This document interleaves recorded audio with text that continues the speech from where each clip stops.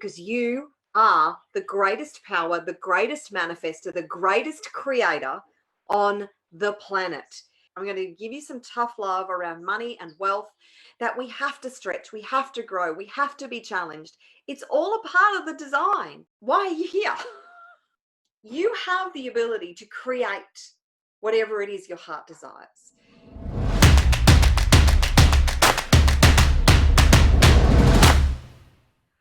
Hey, it is Marguerita here for another live training for you around health, wealth, happiness, freedom, all the things that your heart desires and how to actually have that transpire in your life, because you are the greatest power, the greatest manifester, the greatest creator on the planet.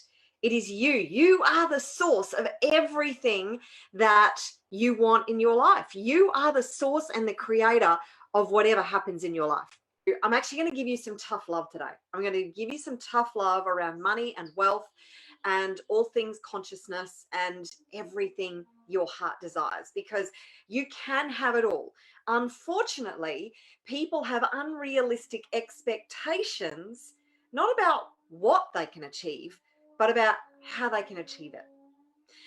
Really, unfortunately, we have bred generations of people who have this entitlement mentality. Now, I'm not saying that this is you, but look, all of us want to have it easy. All of us do. I would love to sit on my tushy all day long and just have everything fall in my lap. Wouldn't that be amazing for a little bit? But I also love to be challenged. I also love to grow. I also love to push my boundaries, to try new things, to learn new skills. And our soul yearns to grow and expand. And in order for us to grow and expand, there needs to be a payoff, the whole what's in it for me thing. So if everything was super simple and it just landed in your lap, no effort necessary whatsoever, it would be really boring for our soul. Our soul would pretty much, the reason for existence would no longer be here. It's actually a part of the design that we have to stretch, we have to grow, we have to be challenged. It's all a part of the design. So if you are resisting the design that is perfect for what you wanted here on the planet, then why are you here? If you are resisting the design, then why are you here? Have you noticed that those people who seem to have, according to our society's standards, have it all, as in all the money? I mean, when most people talk about having it all, it's all about the money. But have you noticed how many people who have all the money, they get other challenges thrown at them? So they don't have the easy life necessarily.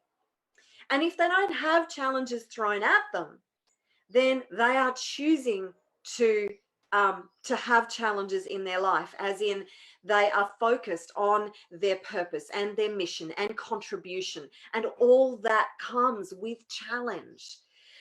If you don't choose your challenges, they will choose you. If you don't choose challenges that are that have a high frequency and that are going to get you to where you want to go, then the universe is going to throw challenges your way because your soul yearns for that growth and that expansion. So if you're not choosing growth and expansion, then you're going to be given challenges that will either make you grow and expand, or you will expire. You are either growing or you're dying. There's no alternative to that. You're either one or the other. You can grow fast, you can grow slow, but if you're not growing, you're dying. And this is why it's so important that you choose high quality challenges that get you from where you are to where you want to be, that you embrace this perfect paradigm that you created and participated in it 150%, 1,000%. Because if you don't, the challenges that come your way will not be great quality. And you will be, you will find yourself in places that you never wanted to be. So, what's it going to be? Are you going to choose your challenges, high quality ones, or are you going to allow them to be chosen for you? Believe me, it won't be pretty if you do it that way. So, hey, Krista. Awesome, awesome. So, don't condemn your challenges. Don't resist your challenges. Embrace them full on. Be grateful for them. Learn to be grateful for the challenges that you have, because you are bigger than any challenge you will ever face. There is no problem you are ever given that you cannot find a solution for. That is not the way the universe works. So we're going to dive into a lot more this morning, and there is going to be some tough love today. So, and I think that's why I've actually lost a lot of viewers, because I started giving tough love when I transformed my brand a couple of years ago. And if you are still here, if you are still listening to me, then you are one of the rare few who are ready to hear what it takes, who actually do have what it takes. Because very few people do have what it takes. They grabbed a hold of the law of attraction and thought, that's great. I can sit on my butt cake all day long and just think happy thoughts and my life will be fantastic.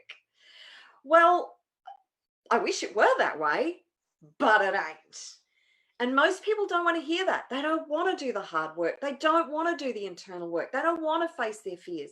They don't want to look deep inside of them and unpack the years, the decades of belief systems, the belief systems that they've adopted from generations past. Remember that equation I gave you last week? That was literally, you have 4 grandparents, you have 8 great-grandparents, you have 16 great-great-grandparents. If you go all the way down the line, like I think when you get to level 8 or 9, I'm not sure which, there's like 2,000 people who were grandparents, like great-great-great-great-great-great-great-great-grandparents. So you have all this programming from all that lineage that's been passed down throughout the cellular memory. You are carrying so much programming from generations past, ancestors, from your past lives. Now, that takes work to unpack that. And some people need to do more unpacking than others. And this is where most people just give up. It's just all too hard. They don't even want to hear it. So if you are here listening to this, then you are one of the very few who are actually going to become the person you need to be to achieve whatever it is that your heart desires. Because you have the power. You have the ability to create whatever it is your heart desires. You have so much power within you. And when I do my next live in the online entrepreneurs group, online business for spiritual entrepreneurs group, I'm actually going to be doing a lot of EFT tapping on owning your power, on releasing the stories, the paradigms, the things that are holding you back, on being able to step up and do whatever it takes, because that is what it takes, is being willing to step up and do whatever it takes, on having a can-do, no matter what, whatever it takes kind of attitude. So what we need to do as a collective is, this is super important, I really want you to hear this, is we need to stop setting goals according to the old paradigms. Unfortunately, we've been all sold lies. So there is a lot of truth in the way goals have been set in the past, but there's also key pieces missing. So we've been taught to set goals according to what car do you want to drive, and what house do you want to buy, and what beautiful lifestyle do you want to live, and that if you don't have this kind of lifestyle, then you haven't made it yet, sunshine. Then you're just a wannabe. If your life doesn't look like the Hollywood superstars, then sorry, you ain't got it. You've got to work harder. And this is our benchmark for success. What a load of bullshit. Seriously? Like, that's their definition of success? Now, for some people, that's going to make them happy. And I am not saying that success does not include money and financial wealth. Shit, yeah, it does. Absolutely, it does. You know, money is not the key. But hell, life is sure a hell of a lot easier when you got it. And it's sure a hell of a lot more fun when you've got a lot of it. So there's nothing wrong with wanting to have a lot of money. But since when did we lose sight of the fulfillment, of the satisfaction, of the joy, of the contribution, of being able to support others and help others as a benchmark for success?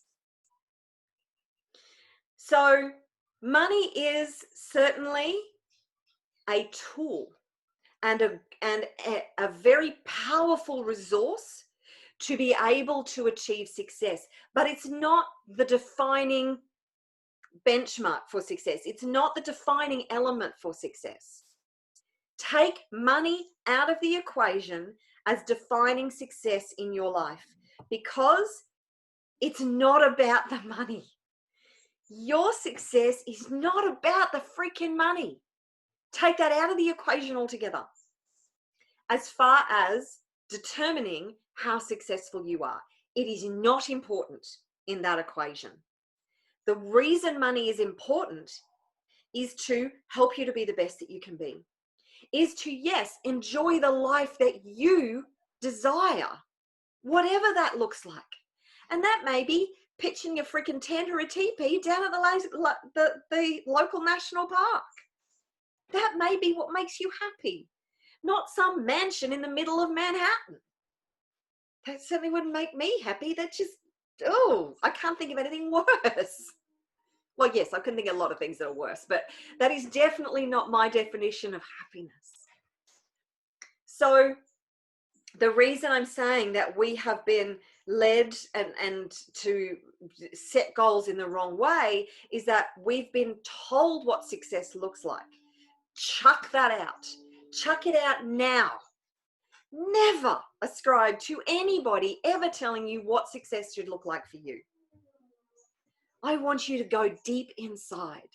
I want you to connect to the essence of who you truly are. And I want you to find within you what makes you happy. Because success and happiness is an inside job. It's got nothing to do with your external circumstances. You can be happy with absolutely nothing. Because happiness is a choice. It's not a destination. It's not a result. Happiness is a choice. Now, is life a lot less stressful and a lot more fun when you have wealth? Hell yes. But stop thinking that that is the definition of success, because it ain't. Success is made up of a whole lot of things. And I believe that Warren Buffett was asked several years ago what was his definition of success, and he just said, are you happy? Are you happy? Because there are a shit ton of people, I'm swearing a lot today, sorry, but there are a ton of people on the planet who have a lot of money and they're miserable. Why? Because they've been sold a lie as to what success is supposed to look like. So you need to start asking yourself for your goals, what's your mission? What's your purpose? What contribution are you here to make? What service are you here to provide? What solution are you going to provide for your tribe, your community? There is a tribe and a community out there for you, who you are here to serve. You came here with a purpose. Now, your community and your tribe may be 5 people, it may be 10 people, it may be 1,000 people, it may be 1,000,000 people. Who knows? What do you feel drawn to? The people you are here to serve may be your family and your children. Or it may be something bigger than that. Your family, your tribe, may be a whole ton of people. But that's determined not by anybody else but you. So it's important that you know who you are, that you are in full alignment with whatever goals you set. And this is where another place where so many people go wrong. They set goals according to these benchmarks, these directives that we've been given by the standards that society have said that this is how you need to talk about success. This is what it looks like.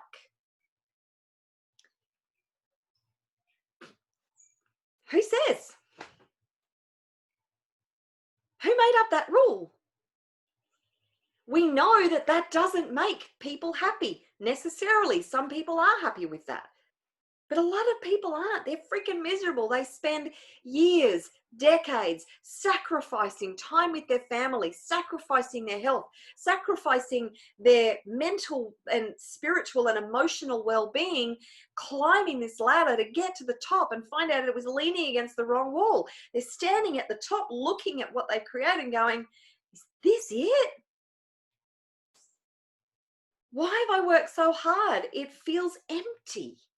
It feels soulless because society doesn't have the answers for you. Only you have the answers for you. So you need to go inside and decide, what does success look like and feel like for you? And define that, never let it go. That's the vision that you must hold on to and pursue relentlessly. Know what it is that you stand for. What do you stand for? What difference is it that you want to make in the world? Mother Teresa was not a rich woman financially. She had a lot of money at her disposal. She flew first class because others paid for, governments paid for her travel and all the rest of it. But she didn't personally have a lot of wealth or assets. But she was probably one of the richest people on the planet because she found her purpose and she lived her purpose every day. And to many, her life would have looked quite wretched because she was working with the sick in Calcutta, with those who were dying, with children who were abandoned. I don't know that my soul could actually live with that every single day. But that was her purpose. That was her mission. And she was such an incredibly strong woman who was admired by so many. Not because she was financially wealthy, because she was rich in ways that most people will never, ever experience. So what is it that you stand for? Build your belief, your conviction in who you are, in your ability to create whatever it is your heart desires. Build that belief, that trust, that faith in you. Build that belief, that trust, that faith in the universe that is supporting you. Build that belief, that faith, that trust that everything is happening and unfolding and you are getting closer every day to whatever your heart desires. Build that belief, that faith, that trust that this is what it looks like while it's happening. That nothing is wrong, that everything is perfect. When you can show up every day, you must show up every day. But when you can show up every day with that level of faith, going, even though this looks like chaos right now and it looks like it's falling apart, it doesn't look like anything that I wanted, and I thought I would have been further down the track by now, and it just doesn't seem to be happening. because what you see on the surface is just the tip of the iceberg. Literally, you have no idea what's happening underneath the surface that is supporting you, that is uplifting you, that is empowering you, where the way it's unfolding piece by piece, and you can't even see what's happening down there. You have to learn to trust it and believe it, and just embody that faith and trust on such a level that when you show up every day, no matter what it looks like in reality, you have the faith and the belief, and you are rock solid, and knowing that it is unfolding. Because it is the doubt that actually slows you down. It is the fear that slows you down. It is the belief that it's not happening. It's your questioning that slows you down. When you drop into that place of faith and trust and knowing, and you just put one foot in front of the other in faith, another foot in front of the other in faith, that's when you accelerate your progress. That's when you start to understand it is always unfolding, that life is happening for you, not to you. Remember that. Life is happening for you, not to you. And whatever shows up is a result of your thoughts yesterday and the day before and the day before that, and the belief systems that you have, and that you are a work in progress, and that you just need to keep doing the work, and that it's all perfect. When you can absolutely embrace that, oh my Lord, it will blow your mind how things just start to pick up and accelerate, and it snowballs. And that too takes practice. It's a skill. It's not something that just happens, because we've been conditioned out of it. We are born into this world knowing that all things are perfect. We are born into this beautiful, amazing planet that is heaven on earth, knowing just how powerful we are, knowing that just the creators that we are, the manifestors that we are. But then through our environment and all the things that we're exposed to, we're conditioned out of it. So it's the remembering. You are remembering how powerful you are. When you listen to this is spirit speaking to you, saying, remember, remember, remember, remember. And why do you need to hear this over and over and over? Because that is the nature of the ego. Because that is the nature of our senses, and what we experience, we think is so solid, and it's not.